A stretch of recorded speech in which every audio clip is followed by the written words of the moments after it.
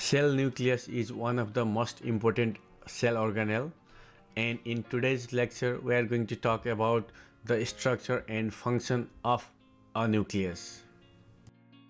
Nucleus is the cell organelle that is bound with double layered membrane.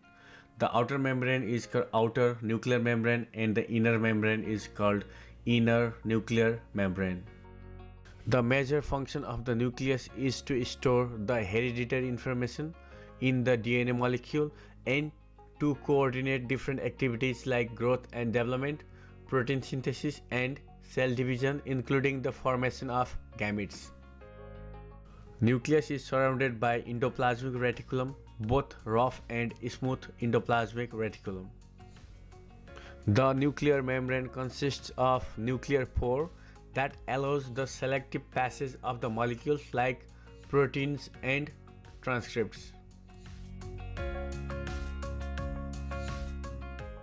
The nucleoplasm is the aqueous semi-liquid matrix found in the nucleus where nuclear material like chromatin fibers and chromosomes are present. Nucleoplasm is the site of synthesis of DNA, RNA, and ribosomal subunits, and those DNA, RNA, and proteins are transported in the cytoplasm through the nuclear pores.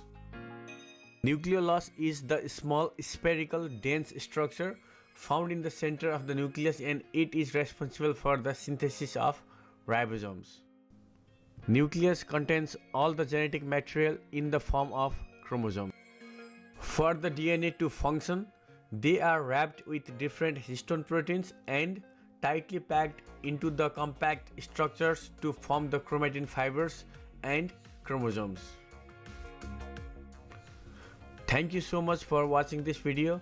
If you like our content and want to learn more on cell biology, please subscribe to our channel G5 Biology and do not forget to like and drop your comments. See you in next video.